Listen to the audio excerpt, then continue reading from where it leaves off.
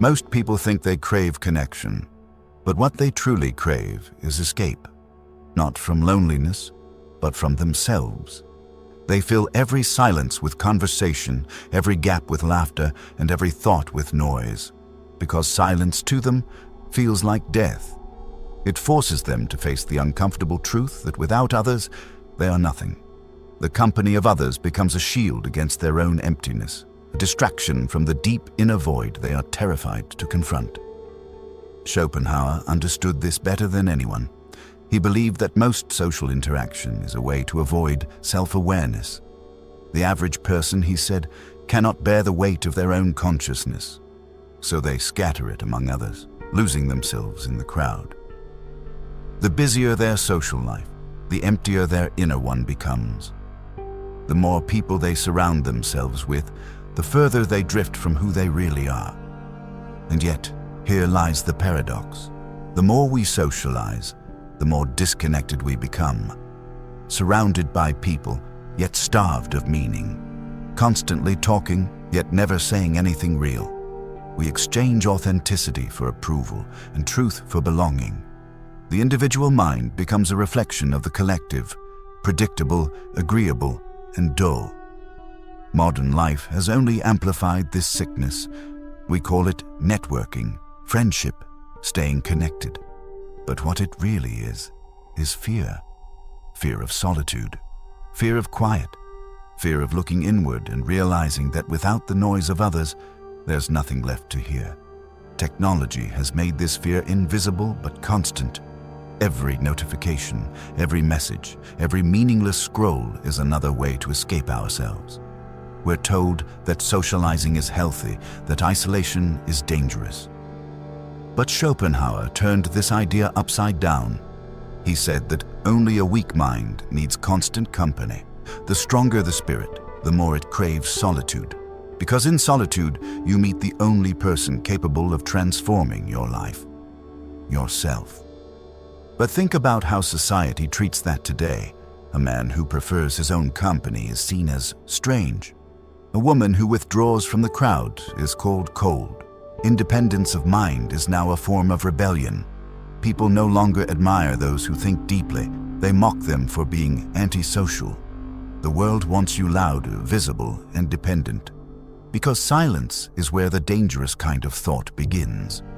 We have confused being alone with being lonely, but they are not the same. Loneliness is the pain of being left behind. Solitude is the power of walking ahead. Loneliness is born from lack. Solitude is born from strength. Those who cannot stand to be alone are like candles that can only burn when surrounded by others. Those who embrace solitude are like the sun. They burn from within. Schopenhauer once wrote that a man can be himself only so long as he is alone. Among others, he becomes a mere echo of their desires and opinions, a drop lost in the ocean of imitation. That is the silent tragedy of modern man. He mistakes conformity for connection. So every time you feel that urge to constantly be around people, to be seen, to belong, ask yourself, is it really belonging or is it running away? Because the truth is, socializing doesn't just waste your time. It slowly erodes your mind. It replaces your original thoughts with the opinions of the crowd. It dulls the sharpness of your individuality. And with every shallow interaction, you become a little less yourself. Most people never notice this decay. They think they're building connections, when in reality, they're dismantling their inner world, piece by piece. The silence they avoid is the very thing that could have saved them. But the more they flee from it, the weaker they become. And maybe that's why the modern mind feels so empty.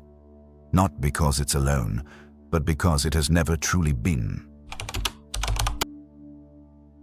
There's a certain kind of silence that makes most people restless. The kind that forces you to sit still, to be alone with your own thoughts, without a phone, without a voice, without distraction. Most people can't stand that moment. They reach for anything, music, messages, movement, because they've forgotten how to exist without stimulation. Schopenhauer believed that this inability to be alone is one of the clearest signs of a weak mind. A shallow person, he said, finds their greatest comfort in company. A deep one finds peace in solitude. The difference isn't in temperament, it's in strength. Because to be truly alone without feeling lonely requires power, mental, emotional, and spiritual power. But look at modern life. We've built a world where solitude is almost impossible. The moment we wake up, we reach for the crowd, online, in person, or in our minds. We scroll, we text, we perform. We invite the noise in before we even take a breath. Our minds no longer belong to us, they belong to the collective. Schopenhauer warned that the man who cannot bear solitude will never achieve independence of thought, because independence requires silence, a kind of inner quiet where your real opinions, your real values, and your real desires can finally emerge. Without that, you become a mirror reflecting everyone else's light, never generating your own. Think about how rare that is today. The average person has no time to think, only to react. Every idea they hold is borrowed from someone else, recycled, repeated, unexamined. They mistake being informed for being intelligent and being social for being alive. But what they really are is dependent, addicted to attention, validation, and constant noise. A man who cannot be alone is a man who cannot be free. Because every moment spent chasing company is a moment stolen from self-discovery. And the cruel truth is, you can't hear your own voice when you're surrounded by others trying to speak louder than you. Solitude, to Schopenhauer, was not a curse. It was a cleansing, a purifying fire that burns away illusion. The more time you spend alone, the more clearly you see how much of your identity was built to please others. You start to realize that your opinions, your habits, even your dreams were never really yours. They were borrowed, shaped, and reinforced by the crowd. But once you endure that silence long enough, something strange happens. The noise begins to fade.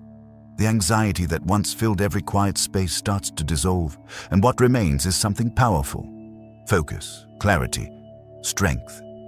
You begin to see life differently. You start to value depth over distraction, truth over comfort, meaning over popularity. That's why Schopenhauer said solitude is the school of genius. It's where your mind learns to think without interference. It's where you finally meet the person behind all the noise, the one you were meant to become before the world told you who to be. Most people will never experience that. They'll keep searching for comfort in the crowd, unaware that the very thing they run from, silence, is the only place they could ever find peace. If you've watched this far, you're not one of them. You're searching for more than noise. Take a second to subscribe, not just to this channel, but to the idea that solitude is strength. Because the ones who dare to think alone end up thinking deeper than everyone else. Schopenhauer once wrote that the more unintelligent a man is, the less mysterious existence seems to him. And perhaps that explains why our society praises the loud, the outgoing, and the constantly visible, while dismissing the quiet observer as strange.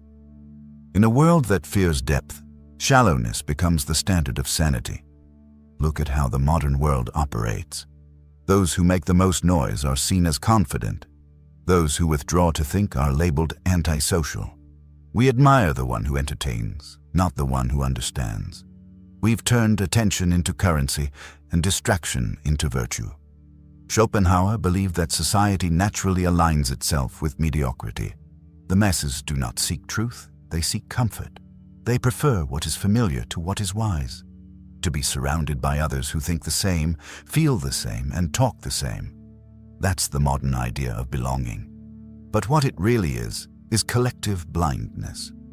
He observed that most people socialize to avoid the pain of thought. The moment they are left alone, they are faced with their own minds. And for many, that's an unbearable encounter. So they drown themselves in activity, gossip, noise, and endless conversation. In doing so, they never truly meet themselves, and this sickness has only deepened with time. Today, a person's worth is not measured by their ideas, but by their visibility. The one who spends time in reflection is seen as unproductive. The one who constantly posts, shares, and performs becomes successful. The crowd rewards imitation, not originality. It praises the ones who echo its voice, not those who question it. Schopenhauer saw this long before social media existed. He understood that the collective mind, what he called the herd, despises individuality because individuality threatens its illusion of unity. A thinking person destabilizes the group, so the group pushes him away. That's why true thinkers always end up isolated. Their very existence is a quiet rebellion. When everyone is socializing, no one is thinking. When everyone is speaking, no one is listening. Society rewards this constant motion because stillness is dangerous. Stillness breeds awareness, and awareness breeds rebellion. A society of thinkers cannot be easily controlled, but a society of talkers can be guided anywhere. The more we adapt to social expectations, the more we lose the capacity for solitude. And once that is gone, the mind becomes fragile, unable to sustain itself without approval. You begin to depend on others for meaning, for validation, for identity. You start to feel empty whenever the world is not looking at you.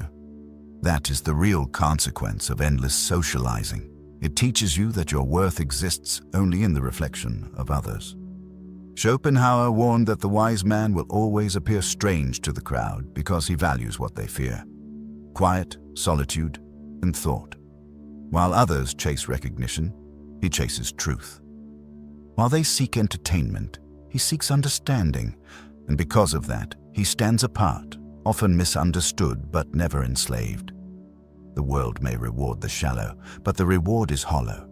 Attention fades, validation shifts, and popularity dies faster than it's earned. What remains, in the end, is the mind, and whether it has been strengthened through solitude or diluted through constant company. The shallow may have applause, but the thinker has peace. And in a world built on noise, peace is the highest form of rebellion. Solitude is not emptiness. It is not weakness. It is not the punishment society tries to convince you it is. For Schopenhauer, solitude was the only environment in which the mind could truly flourish. A sanctuary where the intellect, imagination, and spirit are free from the incessant demands of the crowd. Think of the mind as a garden. Noise, constant social interaction, and the pressures to conform are like weeds, choking the soil and robbing it of nutrients. Only in solitude does the garden have space to grow, to develop structure, depth, and life. A mind never alone is a mind never fully realized. Throughout history, some of the greatest thinkers, artists, and philosophers have understood this instinctively. Nietzsche retreated to the mountains. Beethoven withdrew into silence to compose symphonies that shook the world. Kafka lived in quiet struggle, creating universes of thought unseen by the masses.